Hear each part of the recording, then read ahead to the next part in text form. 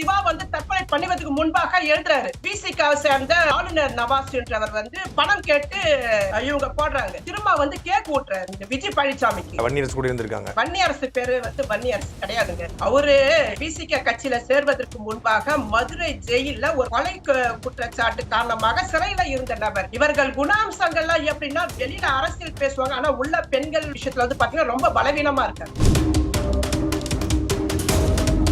சமீபத்தில் வந்து அரண்சை என்ற ஊடகத்தை சார்ந்த மகிழன் அவர் மீது ஒரு பெண் வந்து பொது வழியில எக்ஸ் தளத்துல வந்து ஒரு குற்றச்சாட்டை முன்வைக்கிறாங்க. அவர் ஏற்கனவே திருமணமானவர், அவரும் வந்து இப்ப ஆள் காணாம போயிட்டாரு. அவர்லாம் வந்து பொது வழியில வந்து நிறைய கேள்விகளை வந்து எழுப்பக்கூடியவர். கடுமையா நான் விமர்சனம் பண்ணிக்க மகிழன் உங்களுடைய போக்கு வந்து சரி கிடையாது. அரசியல் பேச முற்படுகிற வந்த பெண்களை நீங்க எப்படி பயன்படுத்திக்கிறீங்கன்றதுல வந்து நீங்க ரொம்ப எச்சரிக்கையா இருக்கணும்னு சொன்னேன். அந்த பாலியல் இதுல வந்து மாக்காயிக்க தோழர்கள் அந்த பிரச்சனையை தீர்த்து விட்டு ரெண்டாவது ஒன்னொரு திருமணத்துக்குள்ள வாழ்க்கைக்குள்ள போறாரு. அந்த திருமண பந்தத்துல இருக்கும் பொழுதே ஒன்னொரு பெண் கூட வந்து போறாரு. பெண் கிடையாது, அது வேற ஒன்னொரு பெண். அன்றைய காலகட்டங்கள்ல தன் மனைவிக்கு தெரியாம பனிமலர் பன்னீர்செல்வத்துக்குள்ள பாலியல் தொடர்புல சென்னையில இருக்காரு. இல்லையே, பனிமலர் பன்னீர்செல்வமும் டானாஸுக்கும் கணவன் மனைவி தானே, அவங்களுக்கு குழந்தை கூட பிறந்திருக்கு. அவர் ஆன்லைன்ல ஒரு பெண் மீது ஒரு காதல் வருது. அவங்க 2 பேரும் தான் திருமணம் செஞ்சுக்கிறாங்க. அவங்க வந்து மதுரையில இருக்காங்கன்னு நினைக்கிறேன். இந்த நபர் சென்னையில வந்து இருக்கும் பொழுது பனிமலர் கூட பாலியல் தொடர்பு ஏற்படுத்திக்கிறார். குளத்திருமணி கிட்ட அதெல்லாம் பத்தி நான் பேசும் பொழுது பாலியல் சார்ந்த விவகாரங்களில் பெரியாரிஸ்டுகள் திருமணம் உறவுக்குள்ள போகிற முறை மீதான விமர்சனம் நினைக்கும் போது அந்த ஆதரவு நிலைப்பாட்டில இருந்து குளத்திருமணியாட்ட பேசுறாரு. எவிடன்ஸ் கதின்னு ஒருத்தவர், அவர்கள் லூலுக்குள்ள இருக்கிற ஒரு பெண் கூட பாலியலாக அணுகிருக்க. சுபவி சொல்றாரு, காதல் என்ன நல்ல காதல் கள்ள காதல், திருமணம் கடந்த உறவு என்று கூறுங்கள் சொல்றாரு. தமிழ்நாட்டுல இருக்கிற பெண்கள் செருப்ப கட்டி போய் அடிச்சிருக்கணும். அந்த என்னடா பேசுறேன்னு. திகாவில இருந்து வெளியேறிய அண்ணா திராவிட கழகத்தை தாண்டி எந்த நிலைப்பாட்டுல அவங்க முன்னேறி இருக்காங்கன்னாக்கா, முதல் தேர்தலை திமுக சந்திக்க போது அதுக்கு 2 லட்சம் ராஜாஜி என்ற கார்ப்பரேட் பண உதவி செய்யறாரு.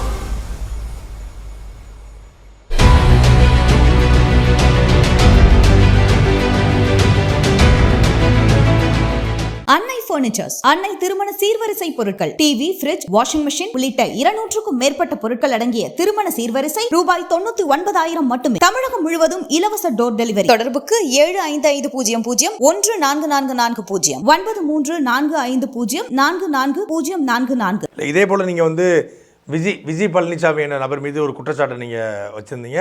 அது பெரிய அளவில் பேசப்பட்டது. அவருடைய கணவர் கூட வந்து பிரிந்தவர் இறந்து போயிட்டதாக கூட செய்திகள்லாம் வந்துச்சு. அந்த விஜய் பழனிசாமி வந்து இந்த நீங்கள் வைக்கக்கூடிய இந்த கிரைம் சிண்டிகேட்டு, இந்த ஒட்டுமொத்தமான இந்த பாலியல் சூழலை பண்ணக்கூடிய எல்லாரோடும் நேரடியான ஒரு தொடர்பு இருந்தார். குறிப்பாக தியாகு வரைக்கும் வந்து அந்த விஜய் பழனிசாமி அவருடைய அந்த அந்த அந்த சுழற்சி முறையில் பயன்படுத்தப்பட்ட அவர் மீது தாமரை அவர்களும் இந்த குற்றச்சாட்டை முன் வச்சுருந்தாங்க. இப்போ அந்த வழக்கு, அந்த விஜய் பழனிசாமியுடைய பின்னணி அது என்னவா இருக்குது? எங்கே போய் சுற்றி வந்தாலும் அந்த பாலியல் விவகாரங்களை சிக்கிய இதே ஆண்கள் தான் அந்த விஜய் பழனிசாமி கூட வராங்க. விஜய் பழனிசாமியுடைய கணவர், முதல் கணவர் உயிரோட இருக்கும் பொழுது விவகாரத்து பெற்றுக்கொள்ளாத நிலையிலேயே தான் இரண்டாவதாக ஒரு சிவா என்கிற தன்னை விட வயதில் சிறிய ஒரு நபரை வந்து திருமணம் செஞ்சிருக்காங்க. அது அந்த திருமணம் செய்வதற்கான நோக்கம் என்ன, காரணம் என்ன, அப்படியான ஒரு திருமணம் அவங்களுக்கு எதுக்காக தேவைப்படுது? ஒரு கோவிலுக்கு முன்பு நின்று திருமணம் செஞ்சுக்கிறாங்க. அந்த சிவா தற்கொலை செய்து கொண்ட சிவா திருமணம் ஆகாத ஒரு நபர், ஒரு இளைஞன். அவனுக்கு ஒரு எதிர்கால கனவு இருக்கு. தனக்கு ஒரு திருமணமானோ தனக்கான ஒரு வாழ்க்கை எப்படி இருக்கணும்னு அவனுக்கு ஒரு கற்பனை இருந்திருக்கு.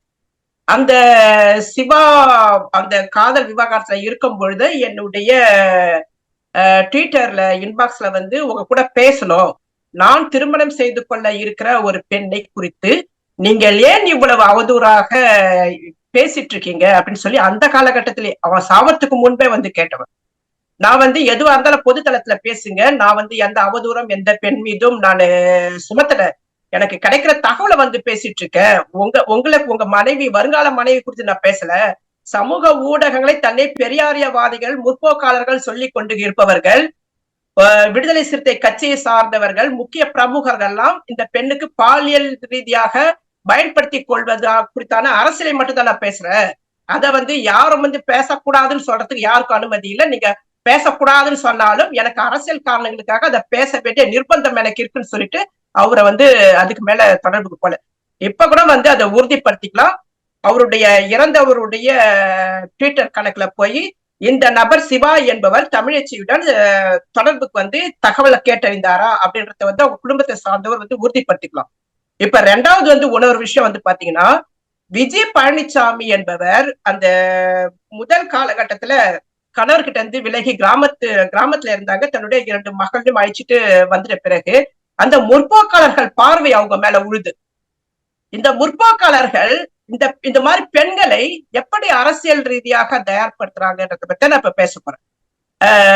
கம்யூனிஸ்ட் தோழர், கம்யூனிஸ்ட் சித்தாந்தத்தை உள்வாங்கிய தோழர் தியாகு, அவருக்கு ஒரு காதல் வருது அவங்க மேல. அந்த தோழர் ஏற்கனவே கவிஞர் தாமரையோட திருமணமான ஒரு நபரா இருக்காரு. அப்படி இருக்கும் பொழுது இந்த பெண் கூட அவருடைய தமிழ் பள்ளி வச்சு எங்க நடத்தியிருக்காரு. அந்த பகுதியில அந்த இடத்துல அந்த பெண் வந்து தங்க வைக்கப்பட்டு அவருக்கு ஒரு பொறுப்பு கொடுக்குறாங்க. அவங்க வந்து ஆசிரியை வந்து பணி செய்யறாங்க. அவங்க 10வது வகுப்பு வரைக்கும் தான் படிச்சவங்க. அவருக்கு ஆசிரியர் பதவியை கொடுத்திருக்காங்க. அந்த பள்ளியை நடத்துவதற்கு கவிஞர் தாமரை தான் வந்து பண உதவிலாம் செஞ்சுட்டு வராங்க. அவங்க எல்லா வகையிலும் தன்னுடைய கணவருக்கு உதவியாக இருந்திருக்காங்க. ஆனா மனைவி இருக்கும் பொழுது இவர்கள் தான் திருமணம் கலந்த உறவு இருப்பது தவறல்ல அப்படின்னு சொல்லிட்டு பேசுற நபர்கள் தானே. இந்த விவகாரம்லாம் வெளியில கொஞ்சம் கொஞ்சமா தாமரைக்கு வருது. அவங்க ரொம்ப அதிர்ச்சிக்கு உள்ளாகுறாங்க.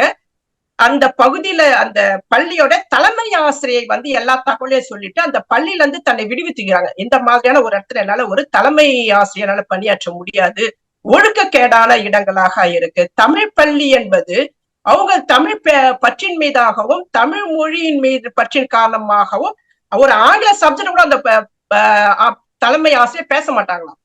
இது சரியான போக்கு கிடையாதுன்னு சொல்லி அங்கிருந்து தன்னை விடுவித்துக் கொள்வதாக அறிவித்துக் கொண்டு ராஜ்மஹல் சென்று போகிறதுக்கு முன்பு கவிஞர் தாமரை கிட்ட எல்லா தகவலும் சொல்றாங்க. அந்த காலகட்டத்துல சுபவியும் தியாகும் ஆரம்ப காலகட்டத்துல ரொம்ப க்ளோஸ். இருவருமே நல்ல நண்பர்கள். 2 பேருமே வந்து கருத்தை வந்து பகிர்ந்துக்குவாங்க.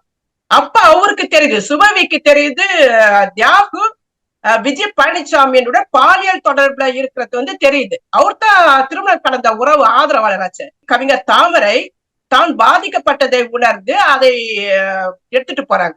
அவருக்கு நியாயத்துக்காக போராட முற்படுறாங்க. போராட முற்படும் பொழுதுதான் வைகோ வீட்டுல வச்சு அந்த பஞ்சாயத்து நடக்குது. அந்த பஞ்சாயத்துக்கு கொளத்தூர்மணி எல்லாம் போறாங்க. இந்த விவகாரம் சுபவிக்கும் தெரியும். அப்ப வந்து அந்த வீட்டுல இருந்து அந்த தலைவர்கள், இத்தனைக்கும் தமிழ்நாட்டின் முக்கிய அரசியல் தலைவர்கள் இந்த மாதிரி கள்ளக்காதல் பஞ்சாயத்துல போய் உட்காந்துக்கிட்டு அதுக்கான பரிகாரம் தேடுற விதம் இருக்கு. ரொம்ப மோசமான அணுகுமுறையா நான் பல முறை பார்த்துட்டு இருக்கேன். கொளத்தூர்மணியுடைய அணுகுமுறை கௌசல்யா தாமரை அவர்கள் வந்து தன்னுடைய ஆதங்கத்தை மொத்தமா கொட்டி தீர்த்தாங்க. தமிழ் பேசக்கூடிய தமிழ் அமைப்பு வைத்திருக்கக்கூடிய நிறைய பேர் மேலே அவங்க வந்து இந்த குற்றச்சாட்டை வந்து அப்போ அந்த நேரத்தில் அவங்களாம் தமிழ் தேசியம் பேசிக்கிட்டு இருந்தாங்க. சுபவீர பாண்டி எல்லாருமே வந்து அல்ல அவங்க மேலே கடுமையான குற்றச்சாட்டை ஆதங்கத்தை கொட்டினாங்க. அந்த காலகட்டத்துல அவங்க விலகி வந்துட்ட பிறகு அங்க கொடுக்குற ஒரு தீர்ப்பு பாருங்க. கொளத்தூர்மணி கூட விஜய் பழனிசாமி அனுப்புறாங்க. கொளத்தூர்மணி என்ன பண்றாரு, மயிலாப்பூர்ல இருக்கிற திவிக அலுவலகத்துல அந்த பெண்ணை வந்து தக்க வைக்கிறார். அப்போ கொளத்தூர்மணி வீட்டுல அவங்க மனைவிக்கும் கொளத்தூர்மணிக்கும் சர்ச்சை வருது. இவங்க 2 பேருக்கும் இருக்கு. ஏன்னா ஒரு பத்திரிகை வந்து கிசுகிசு எழுதுது.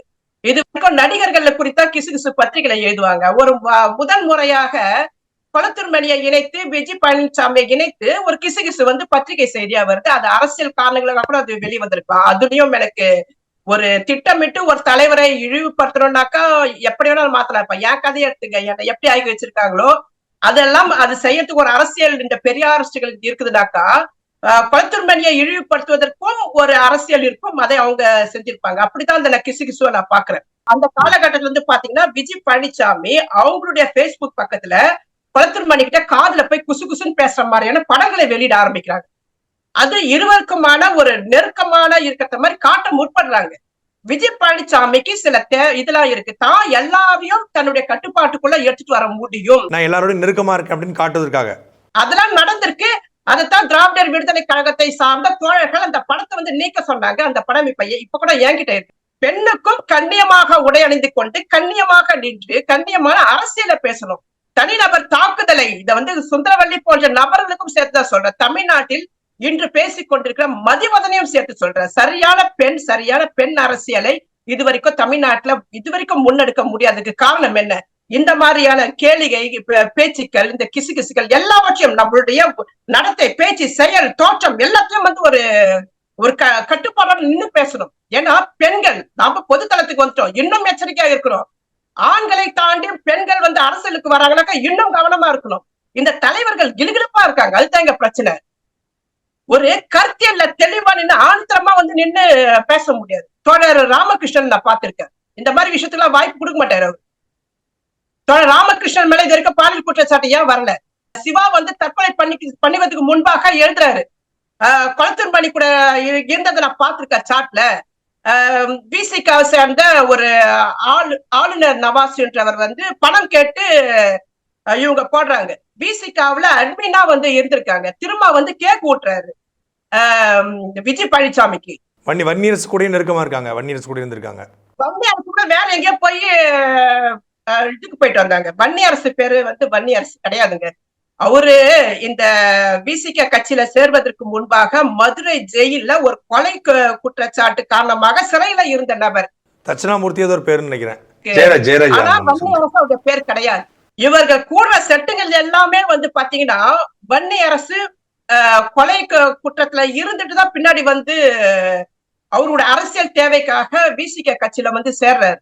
இவர்கள் குணாம்சங்கள்லாம் எப்படின்னா வெளியில அரசியல் பேசுவாங்க, ஆனா உள்ள பெண்கள் விஷயத்துல வந்து பாத்தீங்கன்னா ரொம்ப பலவீனமா இருக்காரு. இதையெல்லாம் தனிநபர் விவகாரம், அதை வந்து தலையிடறதுக்கு இது கிடையாது. பிரான்ஸ்ல இருக்காங்கன்னு சொல்றாங்க தமிழச்சி. எப்படி இந்த பாலியல் விவகாரத்துல நுணுக்கமா ஒவ்வொரு விஷயத்தையும் போய் இவ்வளவு பிற்போக்குத்தனமான கருத்துக்களை வந்து முன்னிறுத்துறாங்கன்னாக்கா, கட்டற்ற பாலுறவு என்பது முற்போக்கான கருத்து கிடையாது. கட்டற்ற பாலுறவில் ஆண்களை விட பெண்கள் தான் அதிகமாக பாதிப்புக்கு உள்ளாகிறாங்க. சமீபத்தில் வந்து நீங்க தொடர்ச்சியா அந்த திராவிட இயக்கத்தினுடைய ஆதரவாளர்கள் தலைவர்கள் மேல குற்றச்சாட்டு வைக்கிறதுனால அரண்சை என்ற ஊடகத்தை சார்ந்த மகிழ்நன் அவர் மீது ஒரு பெண் வந்து பொது வழியில் எக்ஸ் தளத்தில் வந்து ஒரு குற்றச்சாட்டை முன்வைக்கிறாங்க. தன்னை வந்து தேவைக்கு பயன்படுத்தி கொண்டு இவர் வந்து இப்போ கழட்டி விட்டார். அவர் ஏற்கனவே திருமணமானவர். இந்த பெண் வந்து நண்பராக பழகி தொடராகி அதுக்கப்புறம் வந்து தன்னுடைய தேவைக்கு பயன்படுத்திட்டு இப்போ வந்து நீண்ட காலமாக பழகிட்டு நாங்கள் பிரிகிறோன்னு போட்டாங்க. அப்புறம் அவங்களுடைய பதிவுகள்லாம் நீக்கி அவங்களுடைய எக்ஸ் கணக்கே முடக்கப்பட்டிருக்கு. அவரும் வந்து இப்போ ஆள் காணாமல் போயிட்டார். அவர்லாம் வந்து பொது வழியில் வந்து நிறைய கேள்விகளை வந்து எழுப்பக்கூடியவர். அவர் மீதும் இந்த குற்றச்சாட்டு எழுந்திருக்கு. மகிழன் மும்பையில இருந்து கொண்டு மதிமாறன், சீமான், குளத்தூர்மணி இவர்கள்லாம் மும்பைக்கு வரவழைத்து நிகழ்ச்சி நடத்துவதற்கு ஒருங்கிணைப்பு செய்த குழு, அந்த குழு சார்ந்து நிதி திரட்டல் உதவி அந்த இதெல்லாம் கேட்கும் பொழுது அந்த விஷயத்துல என்ன வந்து கவனத்துக்கு எடுத்து சில உதவிகள் எல்லாம் கேட்டிருக்காரு. சில விஷயங்கள் முடியாது. அது நான் 2009 சொல்றேன். எனக்கு மும்பைல இருந்த காலகட்டத்துல இருந்து மகிழனை தெரியும். மகிழன் தமிழ்நாட்டுக்கு வரணும்ன்ற நோக்கம் வந்து சினிமாவுக்குள்ள தன்னை ஈடுபடுத்திக்கணும், சினிமா மூலியமாக தன்னை கலை வடிவம் மூலியமாக தன்னுடைய அரசியலை பேசணும்னு நினைச்சாரு. அதை என்கிட்ட சொல்லும் பொழுது அப்படி உன்னால செய்ய முடியுமா? ஒரு இந்தியா எந்த அரசுமே உலகம் முழுதுமே எல்லா அரசுகளுக்கும் ஒரு திரைப்படம் மூலியமாக எந்த அளவுக்கு மக்கள் கிட்ட கொடுக்க முடியுமோ அந்த கட்டுப்பாட்டுல இருக்கு. பிரான்ஸ்ல கூட ஓரளவுக்கு சுதந்திரம் இருக்கு, கலை சுதந்திரம். இந்தியா மாதிரி இடத்துல அதெல்லாம் இருக்காது. ஆனா அவருடைய நோக்கங்கள், அவருடைய இது எல்லாமே தன்னை வளர்த்தெடுப்பதற்காக முயற்சி எடுத்தாரு. அந்த காலகட்டங்கள்ல தமிழ்நாட்டுக்குள்ள வரும் பொழுதும் அவருக்கு எல்லா வகையிலும் நான் சில உதவிகள் பண்ணியிருக்கேன், சில தொடர்புகளையும் நான் அறிமுகப்படுத்தியிருக்கேன். அதுக்கு பிறகுதான் குளத்தூர்மணி அந்த பெரியார் இயக்கத்தெல்லாம் நெருங்குறாரு, பெரியாரியல் வாசிப்புக்கு தன்னை தயார்படுத்துறாரு. அடுத்த கட்டமாக மாக்காய்க்காக்குள்ள போறாரு. அதுக்குள்ள இருக்கிற தோழர் நாதன் உட்பட, எனக்கு மருதன் உட்பட அனைவரும் எனக்கு தெரியும். நாங்க தொடர்புல இருந்த நபர்கள் தான். அங்க இருக்கும் பொழுதுதான் ஒரு பெண் கூட, பேர் சொல்ல விரும்பல, ஒரு பெண் வழக்கறிஞர் அவங்க இப்பொழுதுக்கு அவங்களோட பாலியல் தொடர்பை ஏற்படுத்திக்கும் பொழுது முதல் முறையாக அறிமுகப்படுத்த என்கிட்டதான் அதுவும் வீடியோ கால்ல பேசினார். அவங்க சின்ன பொண்ணாக இருந்தாங்கன்னு அவங்க கிட்ட நிறைய விஷயங்கள் பேசிருக்கேன். இதை எதுக்காக நான் இதெல்லாம் சொல்றேன்னா, அவனுடைய ஆரம்ப கட்டங்கள்ல சென்னைக்கு வந்ததுல இருந்து எல்லா விவகாரமும் தெரியும். கடுமையா நான் விமர்சனம் பண்ணிருக்க, மகிழன் உங்களுடைய போக்கு வந்து சரி கிடையாது, அரசியல் பேச முற்படுகிற வந்த பெண்களை நீங்க எப்படி பயன்படுத்திக்கிறீங்கன்றதுல வந்து நீங்க ரொம்ப எச்சரிக்கையா இருக்கணும்னு சொன்னேன்.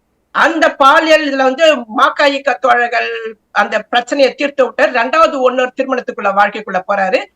அந்த திருமண பந்தத்துல இருக்கும் பொழுதே இன்னொரு பெண் கூட வந்து போறாரு. இப்ப இருக்கிற பெண் கிடையாது, அது வேற இன்னொரு பெண். அந்த பொண்ணு அது கருக்கலைப்பு வரைக்கும் போகுது. அந்த விஷயமும் என்னுடைய கவனத்துக்கு வந்தது. நான் அடுத்ததாகத்தான் இவங்க அப்ப இதையெல்லாம் தொடரும் பொழுதுதான் நான் அதை வந்து கேள்விக்கு உட்பட்டேன். அரசியலாக இது நம்ம பேசப்பட வேண்டிய விஷயம். 4வது பெண்ணுன்னு சொல்றீங்க. இப்ப 4வது கிடையாது, எத்தனாவது நமக்கு தெரியாது.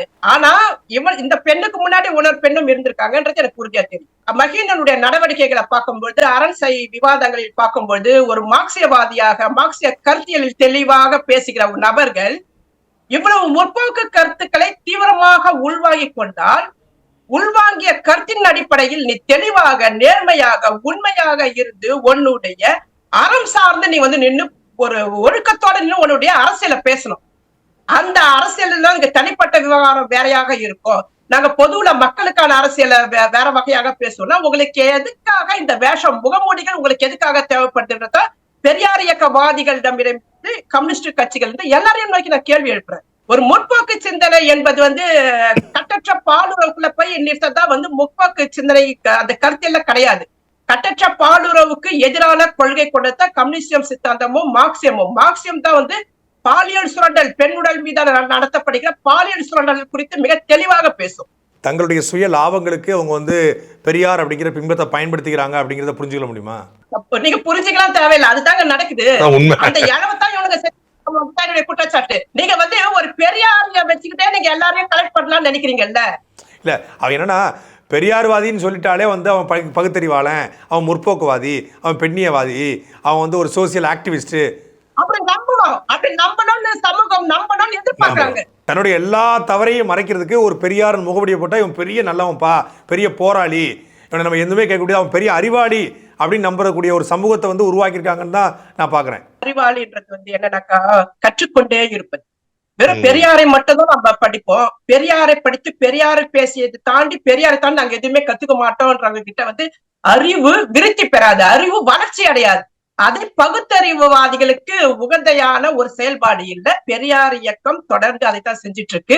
2020 நிர்வாண படங்கள் எடுத்து பெரியார் சரவணன் மிரட்டுறான் இந்த பெரியார் சரவணன் ஓவிய அமைப்புல வந்து இருக்கா, சரிங்களா? புதிய குரல்ல பெரியார் சரவணன் இருக்கா. பெரியார் சரவணன் ஃபேமிலி அதுக்குள்ள இருக்கு. நிகழ்வுலாம் போனாக்கா எல்லாரும் ஒன்னா கலந்துப்பாங்க. பெரியார் சரவனுடைய பசங்கள்லாம் ஓவியாவை வந்து அர்த்தம் தான் கூப்பிடுவாங்க. தன்னுடைய அமைப்புல இருக்கிற ஒரு நபர்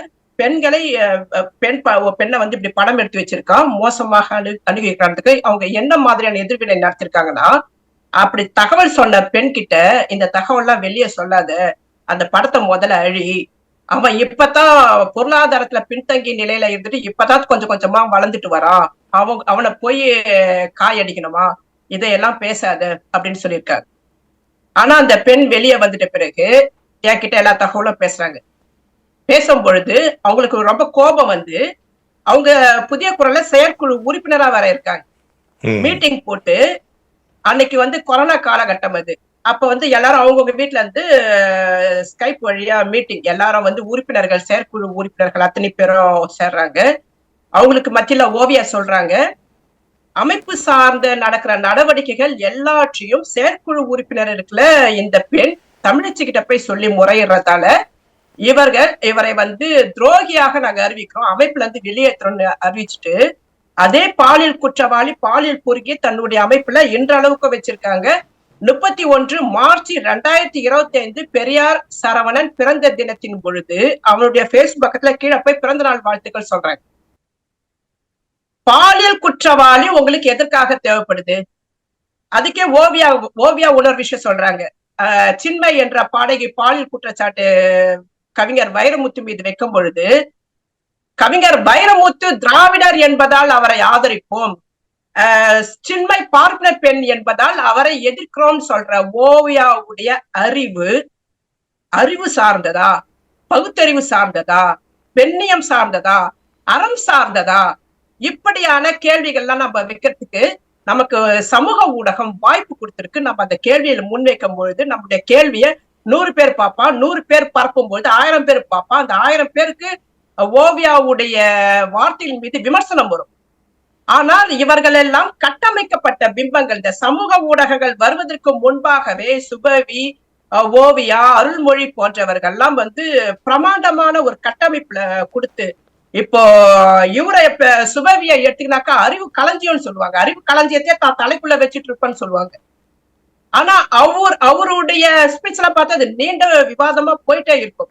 நான் ஓவியா விஷயத்துக்கே வரேன். ஓவியாவை வந்து நான் சொல்றேன், ஒரு பெரியாரியவாதி, வயதானவர்.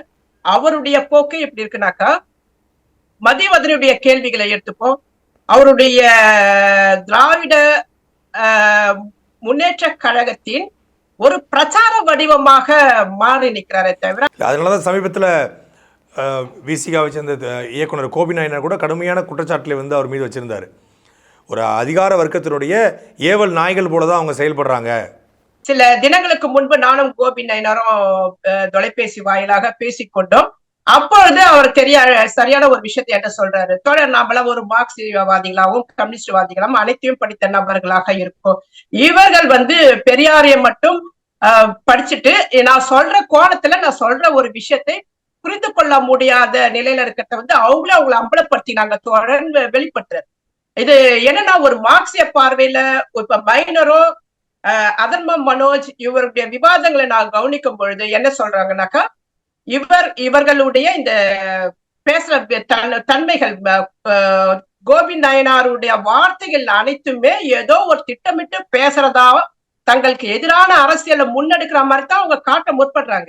இல்லைதான், அவர் வந்து ஆர்எஸ்எஸ் பணத்தில் படம் எடுத்தார், ஆர்எஸ்எஸ் பணத்தில் படம் எடுத்தார், அவர் ஒரு ஆர்எஸ்எஸ் லாபியை வச்சுருக்காரு, முதலாளிகளுக்கு ஆதரவாக செயல்படுறாரு, கார்ப்பரேட் கைகூலி, அதானி கூட இருக்கார். அதாவது ஒருத்தர் வந்து ஒரே ஒரு கேள்வி தான் கேட்டார், நீ பகுத்தறிவு அப்படின்னு சொல்கிற, சுயமரியாதைன்னு சொல்கிற, உன் நிலத்தினுடைய வளங்களை கொள்ளையடிக்கிறான், அது வந்து பகுத்தறிவில் வருமா வராதா? இந்த வளங்கள் போயிடுச்சுன்னா அந்த மக்கள் எப்படி வாழ்வாங்கிறது பகுத்தறிவில் வருமா வராதாங்கிற ஒரே ஒரு கேள்வி. அப்போ அந்த வளக்கொள்ளைக்கு எதிராக ஏன் நீ போராடலை அப்படிங்கிறது அவருடைய கேள்வி. கேள்விகள் வந்து மார்க்சிய பார்வையில் கனிம வளங்கள் மீதான விமர்சனம், மிக தெளிவா இருந்துச்சு. கனிம வளங்கள் மீதான ஒரு பார்வையை முன்வைத்திருக்கிறாரானாக்கா, கிராம சீர்திருத்தம்ன்ற ஒரு கட்டுரை, நீண்ட கட்டுரை, அது ஒரு சிறு புத்தகமாகவும் திராவிடர் விடுதலை கழகம் வெளியிட்டிருக்கு. குறைஞ்சபட்சம் அதையாவது அவங்க வாசிப்பு உட்படுத்திருக்கணும். இவர்கள் எல்லாம் மைனர் போன்றவர்கள் எல்லாம் எனக்கு தெரிந்து அதர்மம் மனோஜ் 2009 நான் வந்து பேசிட்டு இருக்க காலகட்டத்தில் இவர் வந்து நாம் தமிழர் கட்சியில இருந்தார். நாம் தமிழர் சீமானுக்கு ஆதரவாக செயல்பட்டு கொண்டிருந்தவர்கள். இவர்கள் எல்லாம் பெரியாரை மிக சரியாக படித்திருந்தால் இவர் பேச முற்படுற கனிம வளங்கள் குறித்தான விமர்சன பார்வை கூட ஓரளவுக்கு வந்திருக்கும். அவர்களுடைய நோக்கம் எப்படி இருக்குதுனாக்கா, நாமெல்லாம் பெரியார் ஒரு குரூப்பா இருக்காங்க. இப்ப ஒரு விஷயமா நான் இங்க சொல்றேன், பெரியாரிஸ்டுகள் அனைவருமே ஒட்டுமொத்தமா ஓரணிக்குள்ள இல்லாத காலகட்டத்துல இப்ப இருந்துட்டு இருக்காங்க. திராவிட கழகத்தை சார்ந்த பெரியாரிஸ்டுகள் திராவிடர் விடுதலை கழக தோழர்கிட்ட அவன் நம்பிக்கையோட பார்ப்பாங்க, தாப்பியத்திக தோழர்களை அவன் நம்பிக்கையா பார்ப்பாங்க. அதே மாதிரி தாப்பியத்திக தோழர்களுக்கும் திராவிடர் விடுதலை கழகத்துக்கும் எல்லாருக்குமே ஒரு எச்சரிக்கை, எல்லாமே ஒரு குரூப்பா மாறி நிக்கிறாங்க. இப்படி மாறி நிக்கிறவர்கள் சமூக ஊடகங்கள்ல ஏதோ பேரளவுக்கு ஒட்டுமொத்த பெரியார் இயக்கவாதிகளால் ஒரு இமேஜ் கொடுக்குறாங்க. இன்னொரு கேள்வி, அருமையான ஒரு கேள்வி வந்து தோழர் கோபி நாயனார் முன்வைக்கிறார். என்னன்னா, பெரியாரிஸ்ட்னா ஒரு கடவுள் மறுப்பாருனாக்கா நம்மளுக்கு தெரிஞ்சிடும், ஆனா பெண்ணியம் சாதியம் சார்ந்த உணர்வுல அவங்க இருக்காங்களான்றதுக்கான 100% உத்தரவாதம் நம்ம கொடுக்க முடியாதுன்னு சொல்றாரு.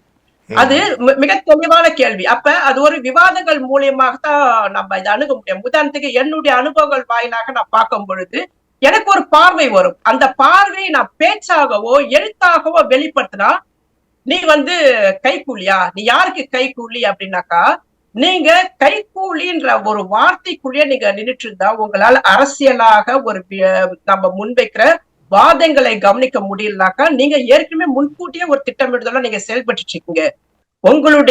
நம்மளுடைய இந்த கும்பல்ல இவ்வளவு சிலர் இப்படி மோசமான செயல்பாடுகளை முன்னெடுக்கிறாங்கனாக்கா, அது நாம் தமிழர் கட்சியாக இருந்தாலும் சரி, பிஜேபி ஆக இருந்தாலும் சரி, திராவிட முன்னேற்ற கழகமாக இருந்தாலும் சரி, கட்சியில ஒரு பால் குற்றவாளி இருக்கிறாங்க, வெளியேற்றுங்கன்னு சொல்றதுல அது தாராளமா யார் வேணாலும் பேசலாம், பேசுறதுக்கான உரிமை இருக்கு. இல்ல, இது போலவே நாம் தமிழ் கட்சியை சார்ந்த நபர் ஒருத்தர் தருமபுரியில் வந்து ஒரு தனியார் பள்ளியில் பாலியல் ரீதியான துன்புறுத்தலில் ஈடுபடுறாரு. உடனடியாக நாம் தமிழ் கட்சி அவரை நீக்குது. அவர் வந்து அப்புறம் மருத்துவமனையில் போய் ஒரு காவல்துறை வந்து அவர் கைது பண்ணுறாங்க. சிறையில் அவர் வந்து தற்கொலை பண்ணிட்டார். அப்போ ஒரு பெரிய அலிகேஷன் வந்து நாம் தமிழ் கட்சி மீது வைக்கப்பட்டது, ஒரு பாலியல் குற்றவாளி கட்சி அப்படின்னு சொல்லி கடுமையான விமர்சனம் முன்வைக்கிறாங்க. அதே போல் ஒரு மியூச்சுவல் கன்சர்னில் 2009 நடிகை விஜயலட்சுமியோடு இருந்ததை வந்து பெரிய விவகாரமாக தொடர்ச்சியாக வந்து எடுத்துகிட்டு வராங்க. இப்போ வரைக்கும் 2 முறை புகார் கொடுத்து 2 முறையும் அவங்க வாபஸ் வாங்கியிருக்காங்க. நீதிமன்றமே இந்த வழக்கில் வந்து சீமானவர்களை வந்து கைது பண்ண வேண்டிய தேவையில்லை, இந்த வழக்கில் வந்து நீங்கள் காம்ப்ரமைஸாக போங்கன்னு தான் நீதிமன்றம் வலியுறுத்துது. அவங்க நாம தமிழகத்தில் முடியாது, அவங்க வந்து தொடர்ச்சியான அலிகேஷன் வைக்கிறான்னு குற்றச்சாட்டு வைக்கிறாங்க. அப்போது ஒரு சின்ன விவகாரத்தை பெரிய பூதாகரமாக மாற்றக்கூடிய திராவிட கும்பல், இந்த கும்பல் என்ன செய்தாலும் சரி, ஆனால் மற்றவங்க வந்து சின்ன தவறு செய்தாலும் அது தவறே இல்லைன்னாலும் அது பெருசாக எடுத்துக்கிறாங்க அப்படின்னு நம்ம பார்த்துக்கலாமா? எனக்கு என்ன கேள்வி என்னன்னா, குளத்தின்மணி கூட இந்த 2020 லூலு குழு விவாதம் சார்ந்து நாங்க எங்களுக்குள்ள பகிர்தல் சில விஷயங்கள இருந்த பொழுது, பனிமலர் விவகாரம், டான் அசோக் இப்போ திமுகவுல உதயநிதி கூட முக்கிய ஒரு நபராக இணைந்தே பயணிக்கிற ஒரு நபர், அன்றைய காலகட்டங்கள்ல தன் மனைவிக்கு தெரியாம பனிமலர் பன்னீர்செல்வத்துக்குள்ள பாலியல் தொடர்புல சென்னையில இருக்காரு. இல்லையே, பனிமலர் பன்னீர்செல்வமும் டானாஸுக்கும் கணவன் மனைவி தானே, அவங்களுக்கு குழந்தை கூட பிறந்திருக்க. அவருக்கு வந்து நாங்க 2004 அல்லது 5 ஆர்குட்டு காலங்கள்ல இருந்து எனக்கு அந்த நபரை தெரியும். டான் அசோக் ஒரு சிறு இளைஞனாக இருந்த காலகட்டங்கள்ல இருந்து பெரியாரியம் சார்ந்து தீவிரமாக ஆர்குட் காலகட்டத்துல விவாதிச்சுட்டு இருந்தாரு. அப்புறம் ப்ளாக் எல்லாம் வந்திருக்கும் போது நான் ஒரு முறை அவர் கூட பேசியிருக்கேன். அப்போ அவர் ஆன்லைன்ல ஒரு பெண் மீது ஒரு காதல் வருது. அவங்க 2 பேரும் தான் திருமணம் செஞ்சுக்கிறாங்க. திருமணம் செய்து ஒரு 5 வயதுல ஒரு குழந்தை இருக்கு. அவங்க வந்து மதுரையில இருக்காங்கன்னு நினைக்கிறேன். இந்த நபர் சென்னையில வந்து இருக்கும் பொழுது இந்த திமுக சார்ந்த திரைப்படம் சார்ந்தெல்லாம் அவரு இயங்குவதற்கு சென்னையில இருக்கணும்ன்ற ஒரு வேலை நிமித்தமா சென்னையில இருக்காரு. மனைவி குழந்தையோட அங்க இருக்கும் பொழுதுதான் பனிமலர் கூட பாலியல் தொடர்பு ஏற்படுத்திக்கிறார். அந்த காலகட்டங்கள்ல நான் அதை குறித்து பேசும் பொழுது குளத்திருமணிகிட்ட கவனப்படுத்தினேன். குளத்திருமணிகிட்ட அதெல்லாம் பத்தி நான் பேசும் பொழுது பாலியல் சார்ந்த விவகாரங்களில் பெரியாரிஸ்டுகள் திருமணம் கலந்த உறவுக்குள்ள போகிற முறை மீதான விமர்சனம் நினைக்கும் போது அந்த ஆதரவு நிலைப்பாட்டுல இருந்து குளத்திருமணியாட்ட பேசுறாரு. அதுல எனக்கு மாற்றுக்கிறது இருக்கு. இப்ப நீங்க வந்து குளத்திருமணி அறிக்கை வெளியிட்டதுல நீங்க வாசிச்சு பாத்தீங்கன்னா, குளத்திருமணி அறிக்கையில அவரே எழுதியிருப்பாரு, நீங்கள் கூட என்ன ஆணாதிக்க சிந்தனைவாதிகள் என்று சொன்னீர்கள்னு சொல்லி குளத்திருமணிய அவருடைய கைப்பட எழுதியிருப்பாரு அவருடைய அறிக்கையில. நான் என்ன அவர் மேல விமர்சனம் வச்சேன்னாக்கா, எவிடன்ஸ் கதின்னு ஒருத்தவர் சாதி ஒழிப்பு போராளியாக என்ஜிஓ அமைப்பு வச்சு நடத்திட்டு இருக்காரு. அவரு லூலுக்குள்ள இருக்கிற ஒரு பெண் கூட பாலியலாக அணுகியிருக்க, அவர் வந்து காதலிப்பதாக தெரிவிச்சிருக்க. அந்த பெண் வந்து அதன் சார்ந்த அந்த தகவலை வந்து அந்த பெண் என்கிட்ட பகிர்ந்திருக்காங்க. என்னுடைய கேள்வி வந்து என்னன்னாக்கா, எவிடன்ஸ் கதின்ற சாதி ஒழிப்பு போராளியாக சமூக களத்துல முக்கிய பொறுப்புல இருக்கிற ஒரு நபர், முற்போக்கு கருத்தியலையும் பெரியாரில் அம்பேத்கரிலும் தாங்கி வழி நடக்கிறதாக சொல்லிக்கிற ஒரு நபர், ஏற்கனவே திருமணமாகி ஒரு 14 வயதுல ஒரு மகன் இருக்கும் பொழுது ஆன்லைன்ல வந்து ஒரு காதலை ஒரு பெண்ணுகிட்ட தெரிவிக்க வேண்டிய தேவை என்ன இருக்கின்ற ஒரு கொஸ்டின முன்னிறுத்தி நான் என்னுடைய லைவ்ல வந்து பேஸ்புக் லைவ்ல வந்து பேசுறேன். அதை பார்த்துட்டுதான் என்னை வந்து குளத்திருமணி கூப்பிடுறாரு, போன்ல கூப்பிட்டு, நீங்க அவரை வந்து இது மாதிரி பேசுறீங்களே அப்படின்னு சொல்லி என்னன்னு விளக்கம் கேட்கும் போது நான் தெளிவா சொன்னேன். அப்ப வந்து அவர் சொன்னாரு, சரி நான் உறுதிப்படுத்திக்கிறேன்னு சொல்லிட்டு அவர்கிட்ட கேட்டிருக்காரு. அப்ப எவிடன்ஸ் கதிர் சொல்றாரு, அந்த பெண்ணு தான் என் தாக்கிட்ட வந்து காதலி வந்து தெரிவிச்சது, அந்த பெண் தான் ஒரு புத்தகம் வெளியிட்டாங்க, அந்த பெண் தான் அந்த புத்தகத்தை வந்து வாசிக்க சொல்லி எனக்கு பரிந்துரை செஞ்சாங்க, அவங்க தான் என்கிட்ட வந்து பேசினாங்கன்னு ஒரு விஷயத்த வந்து சொல்றாரு. ஆக 2 விஷயம் வந்து நடந்திருக்கு. ஒரு பெண் வந்து அவங்களும் திருமணமானவங்க. இல்ல உண்மையிலே நீங்க சொல்றது வந்து பார்வையாளருக்கு அதிர்ச்சியாக இருக்குல்ல, எனக்கு பெரிய அதிர்ச்சியாக இருக்குது. நீங்கள் சொல்லக்கூடிய நபர்கள் எல்லாமே சமூக வலைதளங்களில் பொது வழிகளில் வந்து மிகப்பெரிய அளவில் அறியப்பட்ட நபர்கள். சொல்லணும்னா ஒவ்வொருத்தருமே ஒவ்வொரு பங்களிப்பு இருக்குது, நம்ம யாரையுமே புறந்தள்ள முடியாது. அவங்க எல்லாருக்குமே பெரிய சமூக என்ன பங்களிப்பு வச்சுட்டு இருக்காங்க நீங்க? இல்லை, எவிடன்ஸ் கதிரெலாம் தொடர்ச்சியான தீண்டாமை காலத்தில், இந்த ஆணவ படுகொலைக்கு எதிராக, சாதி ஒழிப்பு காலத்தில் தொடர்ச்சி நிற்கவர். அவரும் திராவிட மாடல் அரசுக்கு எதிரான குற்றச்சாட்டில் தொடர்ச்சியாக வச்சுக்கிட்டு இருக்காரு. இப்போ அவர் மேலாம் வந்து ஒரு பெரிய அலிகேஷன் நம்ம வைக்கிறோம். ஒரு குற்றம் பேசுற காலகட்டத்துல ஒரு பேஸ்புக்கை விட்டு ஓடிட்டாரு, 1 மாசம் வரல. அவருக்கு என்னன்னாக்கா, தமிழிசை கிட்ட எந்த பெண் சார்ந்த பிரச்சனை அவங்க கிட்ட மாட்டிருக்கோன்ட்டு அவனுக்கு ஒரு பயம் வந்துருச்சு. 1 மாசம் வரல, பேஸ்புக் ஓட்டாரு. ஒரு பெண் வழக்கறிஞர் என்கிட்ட சொல்றாங்க, இவன் இன்னொரு பெண் கூட ஏற்கனவே திருமணமான ஒரு பெண் கூட தொடர்புல இருந்து இவர் மூலியமா அந்த பெண்ணுக்கு ஒரு குழந்தை இருக்கான், பெண் குழந்தை. அவருடைய ஒரிஜினல் கணவர் கூட வந்து ஒரு ஆண் குழந்தை இருக்கான். ஆனா அந்த ஒரிஜினல் கணவர் குழந்தை வந்து தனக்கு பிறந்ததான் அந்த ஒரிஜினல் கணவர் நம்பிட்டு இருக்காராம். அப்படியெல்லாம் சொல்லும் பொழுது என்னடா இது எவ்வளவு தான் நான் பேசுறது, எவ்வளவு பாலியல் சர்ச்சைகள் நம்ம பேசுறது. என்னுடைய இதுவே வந்து இப்ப மணி அமுதன் ஒரு விஷயம் சொல்லுவான், பயில்வான் ரங்கன் மாதிரி நான் பேசுறேன்னா நான் வந்து பெண் பயில்வான் சொல்லிட்டு மணி அமுதன் ஒரு பேட்டியில சொல்றாரு. அவர் பேசுவதற்கு கிசுகிசு பேசி ஒரு நிகழ்வை நடத்துவதற்கு ஒரு பணம் சம்பாதிக்கலாம். நான் வந்து நடக்கிற யதார்த்தங்களை பேசி நீங்க பெரிய அரசுகள் சொல்லிக்கிறவங்க நீங்க இதெல்லாம் இவ்வளவு மோசமா செய்றீங்களான்றதுக்கு அடையாள அரசியல்னாக்கா அடையாளம் எந்த நபர் குற்ற செயல்களில் ஈடுபட்டாலும் அந்த நபருடைய பெயரை வைத்துதான் நம்ம பேச முடியும். நான் செய்வது கண்காணிப்பு அரசியல் கிடையாது. கொளத்துமணியை கூட பேசும்பொழுது சொன்னாரு, நாங்கள் அவரோட அரசியலாக இணைந்து பயணிக்க வேண்டியதா இருக்கு, அவரை பத்தி பேசாதீங்கன்னு சொன்னாரு.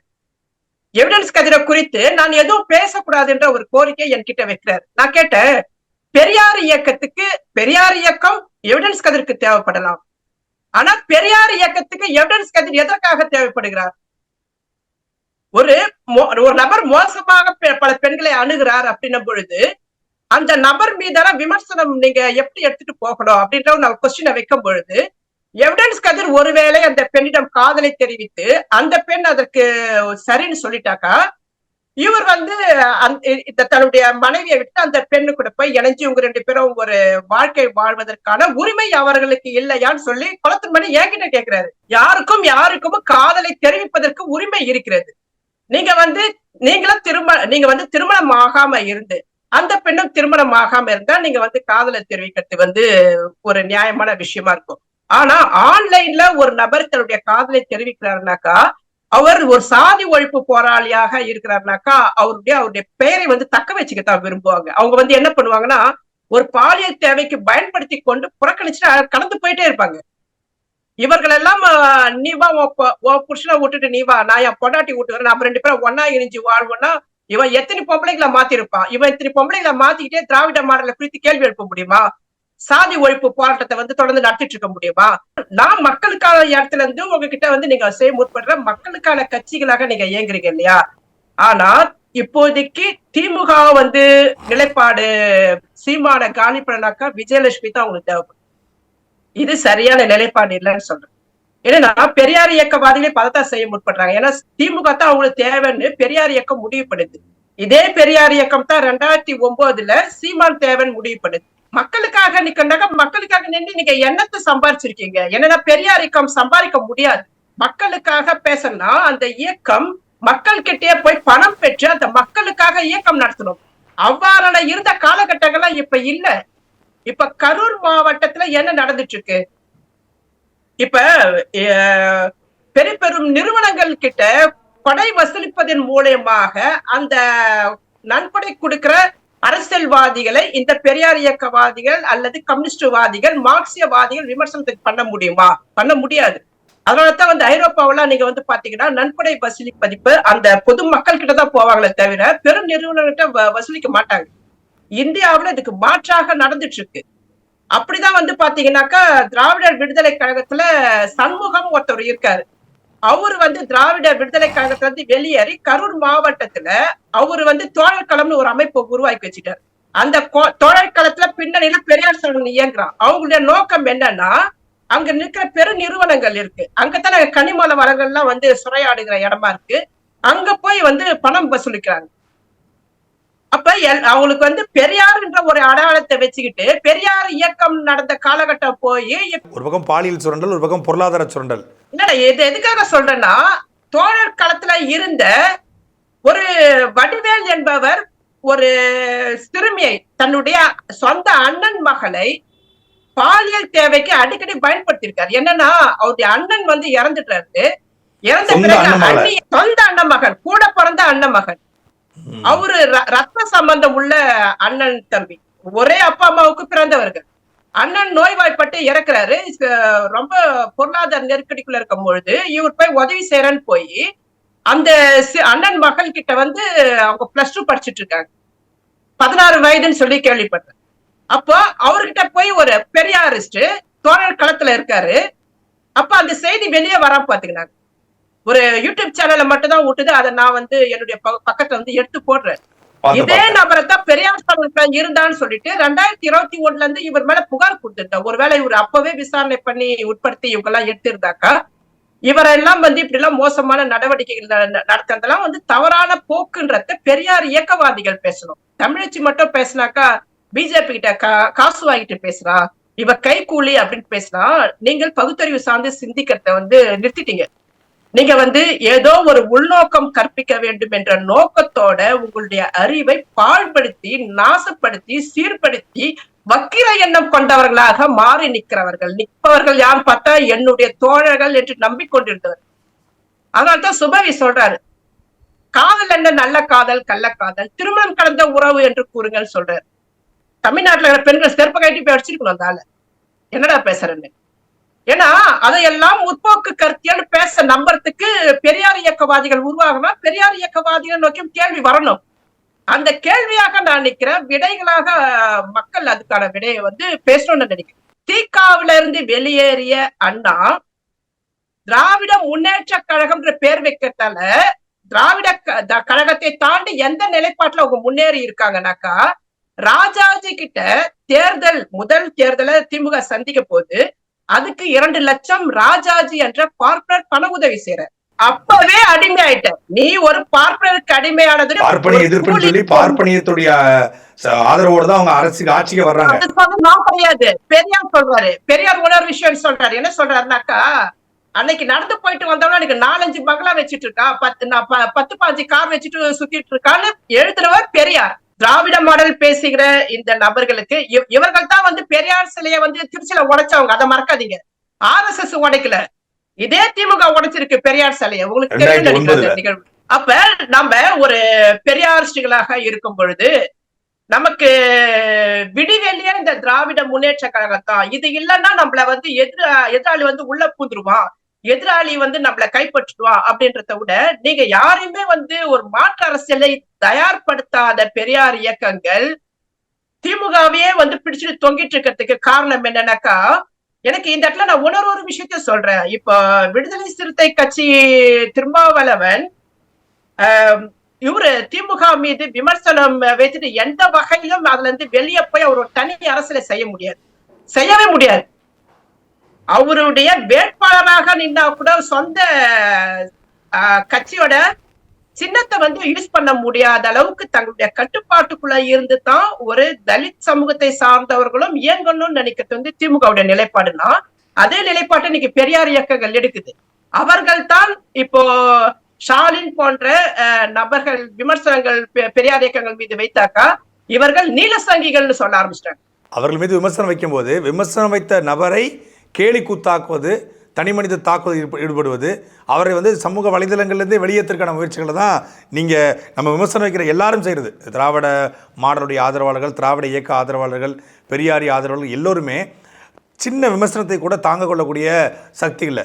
சுவரபாண்டியன்லாம் இப்போ இந்த வீடியோ பார்த்தாரோ நைட்டு முழுக்க உட்காந்து அழுதுகிட்டு இருப்பார். அந்தளவுக்கு தான் அவருடைய மனநிலை இருக்குது. அழுதுட்டு தன்னுடைய அடிப்படையில் கூப்பிட்டு தமிழச்சியை பேசு, சாட்டையை பேசு, அவமானப்படுத்து. அப்போ இந்த மாதிரியான இது ஒரு ஃபார்மெட்டாக வச்சுருக்காங்க. தன்னை எதிர்த்து யார் கேள்வி கேட்டாலும் அவங்களுடைய சுய ஒழுக்கத்தை கேள்விக்குறியாக்குவது, அவங்கள யாரோடு இணைச்சி பேசுவது, இல்லை பணத்துக்காக பேசுகிறாங்க, சங்கி, சோம்பீஸு, அவங்க அடிமை அப்படின்னு சொல்லி கேலி கூத்தாக்கக்கூடிய ஒரு மனநிலையை உருவாக்கியிருக்காங்க. இந்த அன்னைக்கு திராவிட இயக்கத்துடைய ஆதரவாளர்கள் அப்படின்னாலே விமர்சனங்களை தாங்கக்கூடியதாங்க. சொல்கிறேன்னா திமுக காரங்க கல்லை அடித்தா கூட பொத்திட்டு ஓடுவாங்கன்னு சொல்லுவாங்க. காங்கிரஸ் கும்பல் கல்லால் அடித்தா கூட மண்டையை பொத்திட்டு ஓடி போய் மக்கள்கிட்ட ஓட்டு கேட்டாங்க அப்படின்னு சொல்லுவாங்க. அப்படி விமர்சனத்தை பார்த்து வளர்ந்த திமுக இன்னைக்கு விமர்சனத்தை தாங்கக்கூடிய மனநிலை இல்லை அப்படிங்கிறது தான் யதார்த்த உண்மை.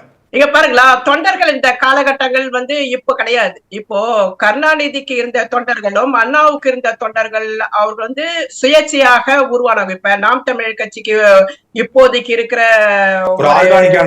ஒரு கூட்டம். ஆமா, இப்ப எல்லாமே சமூக ஊடகங்கள் மூலியமாக எல்லாத்தையும் தேர்தல் தீர்மானிக்கிற நிலைப்பாட்டை கூட சமூக ஊடகங்கள் கருத்தியல் மூலியமாகத்தான் மாற அளவுக்கு போயிருக்கதால தொண்டர்கள், உண்மையான தொண்டர்கள் திமுக இப்பயும் இருக்காங்களா அப்படின்றதையும் நம்ம கவனப்படுத்துறோம். பெண்ணியம் சார்ந்த ஒரு விஷயத்த பேச முற்பண்ணாக்கா, இப்போ கனிமொழியாலேயோ அல்லது தமிழச்சி தங்கப்பாண்டியன் போன்றவர்கள் திமுகவுல இருக்காங்க இல்லையா, அவங்க பேசுவாங்களா, தமிழச்சி இப்படி ஒரு குற்றச்சாட்டு வைக்கிறாங்க, இது ஒரு பெண்ணியல் சார்ந்த ஒரு பிரச்சனை, பெண்ணுடல் சார்ந்த அரசியல், இதை நாங்க பேசிக்கிறோம் சொல்லி யாரா பேசுவாங்களா? அதுல இருந்தா மகளிர் துறை சார்ந்த அமைச்சர்களா இருக்காங்களே, இல்ல தமிழ்நாட்டிலே மனித உரிமை அமைப்பு சார்ந்தது திமுக சார்பாக தானே செயல்பட்டு இருக்கு. அப்போ சார்பு நிலையில இருந்து நாங்க சில விஷயத்தை பார்க்க பழகிப்பட்டிருக்கோம் அப்படின்றது, அந்த அப்படித்தான் சிந்திக்கணும்ன்றத வந்து கொடுத்திருக்கு அந்த கட்சி. மக்களை சுயேட்சையாக சிந்திக்க விடாமல் பழக்கப்பட்ட நிலையில வச்சிருக்கிற விரும்புற ஒரு கட்சி. அதே வேலையை வந்து பெரியார் இயக்கம் செய்ய முற்படுவதுதான் எனக்கு ஆபத்தா இருக்கு. நான் கட்சி மீது எனக்கு ஒரு பொருட்டே கிடையாது. இந்த கட்சி வருதா வரலையா, நாம் தமிழ் கட்சி வருதா வரலையா, அது எனக்கு பொருட்டு கிடையாது. நான் பேச முடியும். கட்சிக்கிட்ட நம்ம எப்போதுமே ஒரு இயக்கத்துக்கிட்ட இருக்கிற தத்துவவியலை எதிர்பார்க்க முடியாது. தத்துவியல் சார்ந்து கட்சிகள் இயங்க நாம் தமிழ் கட்சியும் தான் சேர்த்து நான் சொல்றேன். இதை நீங்க கண்டிப்பா பதிவு செய்யுங்க நம்புறேன். எதுக்காக நான் இந்த வார்த்தை நான் திரும்ப திரும்ப சொல்றேன்னா, உங்ககிட்ட நான் பேட்டி கொடுப்பதன் மூலியமாக நீங்க எனக்கு எவ்வளவு பணம் கொடுத்தீங்களோ அல்லது RSS எவ்வளவு பணம் கொடுத்து நம்ம 2 பேரையும் ஒருங்கிணைச்சது அப்படி என்ற விவாதம்லாம் வரும் காலத்துல கண்டிப்பா வரும்.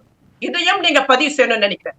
உறுதியா பதிவு செய்யறோம். எனக்கு பேச வாய்ப்பு யார் கொடுத்தாலும் அவர்கள்கிட்ட போய் எங்களுடைய பிரச்சனைகளை வந்து பேசி இதுக்கான சட்ட நடவடிக்கை முன்னெடுப்பதற்கு இவங்க செய்யற போலி பிரச்சாரம் இருக்கு இல்லையா, ஒரு திட்டமிட்டு ஒரு என் மீதான மோசடி, லூலு குழுவுல எதுவுமே நடக்கலன்னு பேச முற்படுவது, அவங்கள இன்னமும் விட்டு பேச வைப்பது, அதையெல்லாம் நம்ம வந்து எடுத்துட்டு போனாக்கா எனக்கு ஊடகங்கள் தேவைப்படும். ஊடகங்கள் எந்த ஊடகத்துக்கிட்டையும் நான் பேச தயாரா இருப்பேன். நாளைக்கே பாண்டே வந்து கூட்டா கூட உட்காந்து பேசுவேன். பாண்டே பேசுற அரசியலுக்கெல்லாம் நான் வந்து பேசுறேன்னா ஆமாம் போடுறேன்னான்றத பெரிய அரசுகள் பார்க்கணும். பெண்ணியம் சார்ந்த விஷயம் அதை என்கிட்ட வந்து யார் வேணாலும் கேட்கலாம். எப்ப கூட மைனர் வந்து கேட்டாலும் அதர்ம மனோஜ் வந்து கேட்டாலும் நான் பேச தயாரா இருக்கிறேன். அவர்களை நோக்கிய கேள்வி வைப்பேன். நீங்க செய்தது தவறு. நீங்கள் இப்படி ஒரு பேட்டி வருவதற்கு முன்பு என்னையும் சம்பந்தப்பட்ட என்னை தான் நீங்க கேட்கணும். என்னையும் பேட்டி எடுத்துக்கணும். அவரையும் எடுங்க. பாலியல் குற்றச்சாட்டப்பட்ட நபரையும் எடுக்கலாம். ஆனால் ஒரு ஆணுக்கு அவ்வளவு வாய்ப்பையும் நீங்க கொடுப்பீங்க, ஒரு பெண்ணுக்கு அந்த வாய்ப்பை கொடுக்க மாட்டேன்றது வந்து எவ்வளவு கலைஞர்த்த பச்சை பொறுக்கித்தனமாகுது, அயோக்கியத்தனமாக இருக்குது. ஆண்களை மட்டும்தான் நாங்க வளர்த்தெடுப்போம். பெண்கள் ஒரு அரசியல் ரீதியாக ஒரு கருத்தை முன் வச்சா அது சுந்தரவல்லி வைக்கிற கருத்தா தான் நாங்க முன் வைப்போம். அந்த சுந்தரவல்லி என்ன வச்சாங்க, பெரியார் சோட்ட காட்டுறதுக்கு முன்னாடி யோசிக்கணும்னு எழுதுறாங்க ட்விட்டர்ல. இது நான் காட்டுறத பார்த்தாங்களா அவங்க? அப்ப எந்த அடிப்படையில் இந்த மாதிரி வார்த்தைகள் வருது? எழுதிட்டா நம்ம ஓடி போயிடுச்சு. ஒரு 15 நாள் ட்விட்டர்ல இல்ல, 15 நாள் சென்று பேஸ்புக்ல அறிவிப்பு செய்து என்னுடைய ட்விட்டரை யாரோ ஹேக் பண்ணிட்டாங்க, இப்படி எழுதி வச்சிருக்காங்கன்னு. ஆனா அதை எழுதி 3வது நிமிஷம் தான் நம்ம ஒன்னொரு பதிவு போடுது. என்னன்னா அந்த அம்மாவுக்கு ஒரு கோபம் இருக்கு. எப்படி இப்ப சுபவி குமுறி குமுறி தனியா ரூம் போட்டு அழுவாரோ அந்த மாதிரி இந்த சுந்தரவல்லிக்கு என்னன்னா, இந்த தமிழ்நாட்டில் ஜாம்புவான் பெண்ணிய ஜாம்புவான் நாத்தா என்னையெல்லாம் எவ்வளவு எடுத்து கேள்வி கேட்கறது, இனி எவ்வளவுதான் பிறந்து வரணும்னு நினைச்சிட்டு இருக்க ஆள் அது. அந்த அம்மாவை வச்சு கேள்வி கேட்கும் பொழுது ஐயோ என்னைய போய் கேள்வி கேட்டால, ஐயோ என்னைய போய் கேள்வி கேட்டால. அவங்க ஒரு கேள்வி கேட்கறாங்க. இவங்க வந்து தமிழச்சி வந்து பஞ்சத்துக்கு படிச்சவங்க பெரியாரியல் என்பது எளிய மக்களை சென்றடைவதற்கான ஒரு தத்துவம். அதை படிக்கிறதுக்கே பஞ்சத்துக்கு படிக்கணும். பஞ்சம் என்றால் என்ன? பிழைப்புவாதத்துக்காகனாக்கா நீ எதுக்கு ஒரு பேராசிரியா இருந்த உன்னுடைய வேலையை விட்டுட்டு அதை விட மேடைகளை பேசினாலே நிறைய பணம் கிடைக்குதுன்னு சொல்லிட்டு ஓடியாது. நீ தான் வந்து பெரியாரில வந்து ஒரு வியாபாரமாக மாற்றத்துக்கு உனக்கு முற்போக்கு கருத்துக்கள் மார்க்சியம் கம்யூனிஸ்டம், அது கூட மார்க்சியம் கூட முழுமையாக அவங்க வாசிச்சவங்க கிடையாது. அப்படி வாசிட்டு இருந்தா இந்த மாதிரி எல்லாம் எழுத தோணுமா அவங்களுக்கு? வேணால போதையில இருக்கும் போது ஏதாவது உளறி வச்சுட்டு காலைல ஐயோ போதையில இப்படி எல்லாம் எழுதி வச்சுட்டு அவ்வளவு அவங்களுக்கு மனசுல அப்படியே குமுறி குமுறி உக்காந்து இருக்காங்க. இந்த தமிழச்சியை ஒண்ணுமே பண்ண முடியாது. ஏன்னா அவங்க சொல்றாங்க, திருமணம் கலந்த உறவு நீங்க செய்வது எதுவுமே சட்டப்படி குற்றச்செயல் அல்லன்னு ஊக்குவித்தது லூலு கூழந்த பெண்கள், பாதிக்கப்பட்ட பெண்களிடம் பேசியவர் அவர். இன்று வந்து அந்த பெண் பேசிய பெண் ஏற்று குற்றவாளியாக நீதிமன்றத்தில் நிக்கிறாங்க. நீ எப்படி பெண்ணியத்தை பேசியிருக்கணும்? இந்த பெண் கிட்ட நீங்க சொல்லிருக்கணும், இது சரியான போக்கு கிடையாது. ஒரு ஆண் நம்மை நோக்கி வருகிறான், பாலியல் ரீதியாக பயன்படுத்திக் கொள்கிறான், அவன் ஏற்கனவே திருமணமான ஒருத்தவன். அவன் கிட்ட வரான்னா உன்னுடைய தேவை முடிச்சுன்னா அவன் ஒன்று பொருட்டப்பான் அவனுடைய தேவையை தேடி. இதுதான் இயல்பு. இந்த ஆணாதிக்க சமூகத்தில் இதுதான் ஒரு ஆணின் இயல்பு என்பதை சுந்தரவல்லி பேசணும். நீ தான் போற வீட்டுல நீ போய் படுத்துட்டு போறிய, நானும் செய்யலாம் நீயும் செய்யலாம், நம்ம என்ஜாய் பண்ணலான்ட்டு போய் நிக்கிறாங்க. இந்த என்ஜாய்மெண்ட் இது கிடையாது. இது கிடையாது. பொறுப்புகள் இருக்கு, பெண்ணியத்துக்கு பொறுப்புகள் இருக்கு.